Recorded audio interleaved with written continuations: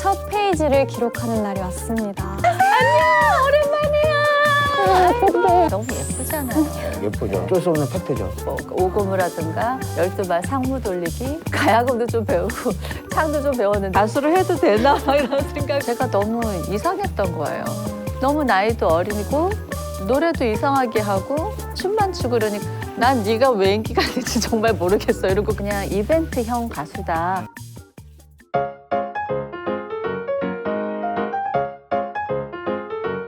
슬기로운 음악 새벽과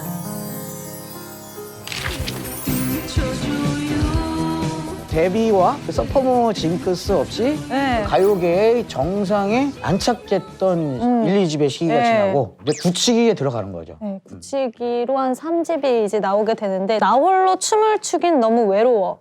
또 사랑의 골목길 그건 너 이게 3집을 대표하는 곡들인데요. 3집은 또 과감한 도전과 또 시도가 있었던 앨범이라고 들었어요. 어떤 도전들이 있었던 것 같으세요?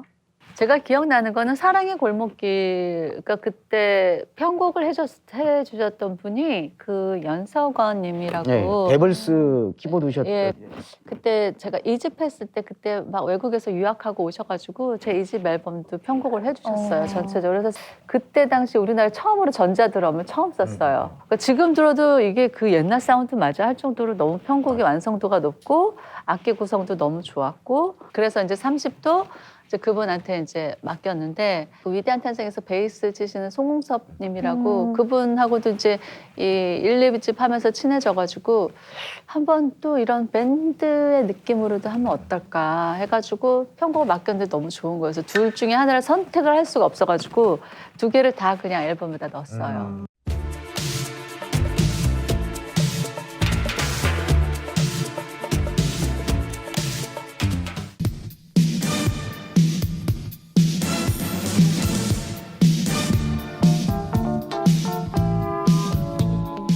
그건 뭘 얘기를 하냐면 우리는 음악을 너무 좋아했어요. 저희 이모도 그렇고 저도 그렇고 같이 작업하는 음악하는 사람들도 너무 좋아했고 또 그 건너 같은 경우는 처음으로 제가 랩을 한 거죠.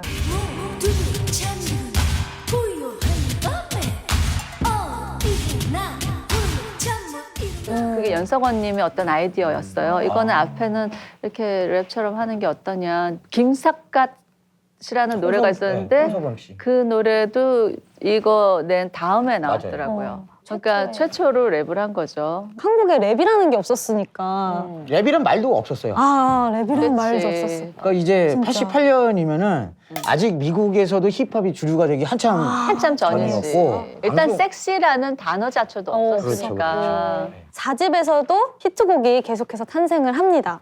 기분 좋은 날, 또 이젠 잊기로 해요.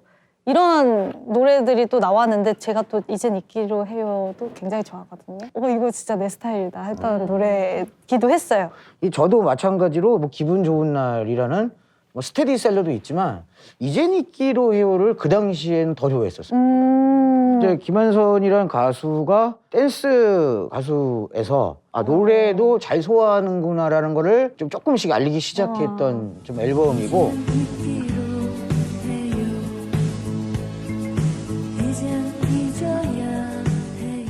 이 노래는 또 최근에 이제 응답하라 1988이라는 드라마에도 또 들어가서 그래서 저도 더 익숙했던 것 같아요. 맞아, 맞아. 네. 가사가 너무 좋잖아요. 사람 없는 성당에서 무릎 꿇고 기도했던 걸 모르고 술 취한 밤 그대에게 고백했던 모든 일들을 모르고 눈 오던 날 같이 걷던 영화처럼 그 좋았던 걸 뭐 이런 것들이 누구나 한 번쯤은 경험을 했거나 혹은 꿈을 꾸거나 하는 그런 내용이잖아요. 슬기 씨 그 원곡은 못 들어봤죠? 이젠 잊기로. 네, 원곡은. 그 이장희 선생님 곡인데 약간 술 취해서 좀 뭐 이런 느낌인데 여기서 완전히 센티멘탈, 애수 이런 것이 김한선 씨가 부르면서 쫙 이젠 잊기로 해요.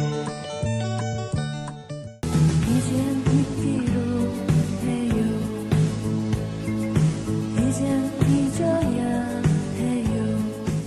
저 노래는 예. 제 앨범에 넣으려고 녹음한 노래가 아니라 앨범 다 녹음한 다음에 그때는 제가 쇼 프로그램을 많이 했는데 신인이다 보니까 노래가 많지가 않잖아요. 그러니까 뭐 이 노래 저 노래 많이 했었는데 그 프로그램의 PD 선생님이 이제 이 노래를 픽해서 이제 편곡을 다시 해서 그냥 MBC 녹음실에서 녹음한 거예요. 그 프로그램을 위해서. 그래서 그냥 한 번 노래를 했는데 아까 얘기했잖아요. 20몇 프로라고. 그래서 왜? 한 번 부르면 다 알아.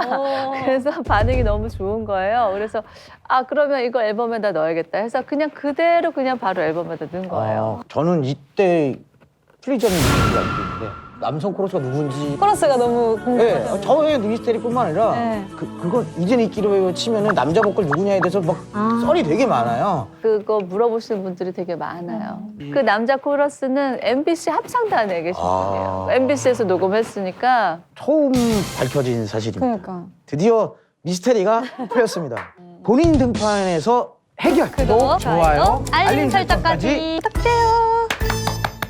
4집이 이제 밴드 사운드를 본격적으로 시도한 앨범이었어요. 이제 백밴드로 손무현 선배님, 윤상 선배님, 이승호 선배님, 변준민 선배님들이 백밴드로 활동을 하셨는데 이분들과 어떻게 인연을 맺게 됐는지 좀 궁금해요. 그때 이승호 씨라고 그 건반 치시는 분이 작사를 해서 그분이 제일 처음에 작사한 게 삐에로는 우리 보고 웃지예요. 그래서 그거를 한 다음에 이분이 작사의 의뢰를 많이 받으면서 윤일상 작곡, 이승호 작사가. 그치. 그렇게 해서 저희 이모가 그 이승호 씨에게 이제 이번에는 좀 밴드를 만들어야 될 것 같은데 한번 멤버를 좀 해봐라 해서 이제 그분이 이렇게 셀렉을 한 것 같아요. 근데 이제 우리가 맞춰 보니까 좋았고 그러면서 이제 하게 된 거죠. 콘서트도 하고 그랬던 것 같아요. 맞아. 첫 단독 콘서트를 하게 되셨어요. 지금도 저희한테는 단독 콘서트가 의미가 굉장히 큰데 그때 혹시 뭐 어땠는지 기억이 나시나요? 그때 당시에 내가 콘서트를 2번 한 걸로 생각나는데 한 번은 이렇게 우리나라 밴드를 했고 한 번은 미국 어딘가 LA LA인가 어디서 밴드를 데리고 와가지고 그 감금을 시켜놓고 연습을 했어. 아침부터 밤까지. 진짜 낮이 하늘을 못 봤어요. 그래서 그 친구들이 하늘 좀 보고 싶다 막. 슬기로운 음악 태백과 가수로서 계속 승승장구하면서 1990년 5집을 발표를 합니다. 이때 발표한 노래가 삐에로는 우릴 보고 웃지, 그리고 가장무도회, 나만의 것 등이 있는데요. 그 당시 느낌을 살려서 대표곡들을 들어보도록 할까요? 오, 이 소리 너무 좋다. 대박. 와. 와 대박. 오랜만이다 이런 스탠드로 듣는 이거 거. 진짜 좋다. 와.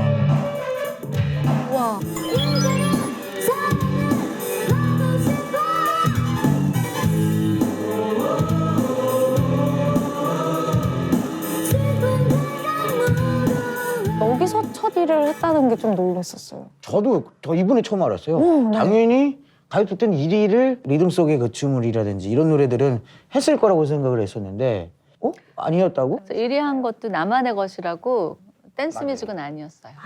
네, 방송국에서 그런 걸 원치를 않았어요. 그리고 그런 노래가 1위가 되면은 방송국에 체면이 깎인다라고 생각을 해가지고 항상 뭐 조금 한 10위 언저리에서 이렇게 돌아다녔죠.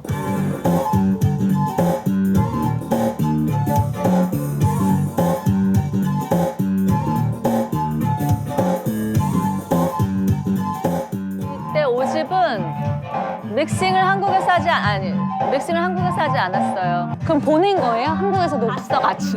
그런 게 없어. 우리는 다 인터넷이 없을 때니까. 그러네요. 그러니까 이런 베이스톤이나 이런 댐핑이 그 정도 우리나라에서는 없었을 때예요. 뭐든지 최초의 아이콘이십니다. 심지어 믹싱을 미국에서도 하셨고. 그때 당시에 우리는 그런 음악 사운드에 더 관심이 많았던 것 같아요. 우리나라에서 이제 몇 번 시도를 해봤는데 그때 당시에 이렇게 믹싱할 때는 그 엔지니어 분들이 좀 갑이셨어요.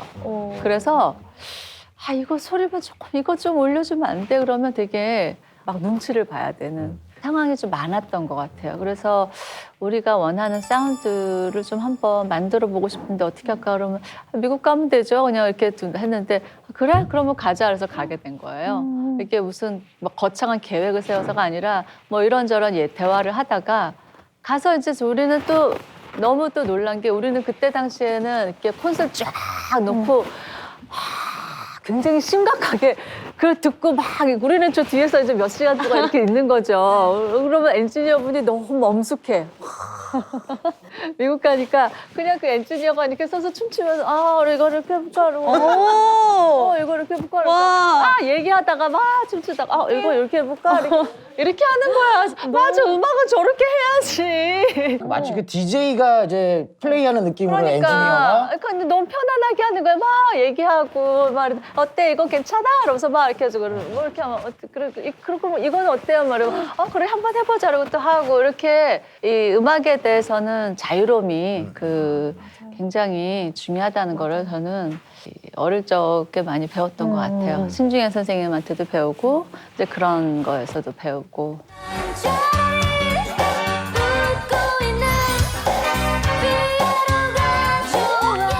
이 삐에로는 우릴 보고 웃지라는 노래는 손무현 씨의 곡인데요. 최근 한 인터뷰에서 손무현 씨가 김한선은 내 은인이라는 표현을 하셨습니다. 나의 베프예요. 그러니까 그때 20대 초반에부터 우리가 작업을 같이 했으니까 사집에서는 이제 세션으로 참가를 하신 거고 그렇죠. 5집부터 이제 프로듀서를 맡으신 거잖아요. 우리가 그때 이제 4집 앨범을 녹음을 진행하고 있던 중에 이제 이 밴드를 모집을 했었는데 이제 우리가 이제 같이 공연도 하고 이러면서 이 친구 기타를 많이 들었잖아요. 그러니까 기타 톤하고 기타 치는 어떤 주법이나 음의 움직임들 뭐 이런 것들이 너무 마음에 드는 거예요. 지금까지 들어왔던 그런 기타 톤이 아니더라고요. 그래서 저희 이모가 너 곡은 써봤니? 그랬더니 아니요. 그래서 그럼 한번 써볼래? 그랬더니 네. 그리고 곡을 쓴 게 5집 앨범 곡이에요. 전체가 다. 그러니까 처음에 자기가 곡 쓰고 편곡도 다 자기가 혼자 했어요. 이 모든 걸 다 혼자 한 거예요. 천재죠. 그때가 23살이었어요. 손무현 씨가. 아니, 근데 또 이 앨범이 단일 앨범 100만 장을 돌파했다는. 여자 가수가 단일 앨범으로 100만 장 넘긴 거는 처음이자 마지막인 것 같아요. 지금은 이제 LP가 없으니까. 아싸! 그룹으로 절대 안 깨지는 기록. 지금까지 우리가 얘기를 쫙 들어보니까 프레임에 갖춘 게 아니라 모두 음악을 좋아하는 사람들끼리 각자의 필대로 각자의 욕망에 맞춰서 네, 음악은 다 노비하듯이. 그렇게 했어요. 1집 때는 뭐 그런 건 없었지만 2집 때는 저 이모랑 같이 이런저런 얘기도 하면서 이거 좋다 해서 같이 초이스하고 어떤 편곡자한테 맡길까 뭐 그런 것도 그러니까 그런 거에 대해서는 너무 우리는 좀 편안하게 대화도 하고 같이 마음이 맞았던 것 같아요. 눈부신 그날을 위해 날개를 활짝 펴 붉게 물든 너의 눈빛으로 커다란 벽을 만들지는 말아줘. 잊지 마, 내가 여기에 있다는 걸. 슬기로운 음악대백과 팬카이브에서 팬 여러분들의 자료를 받습니다.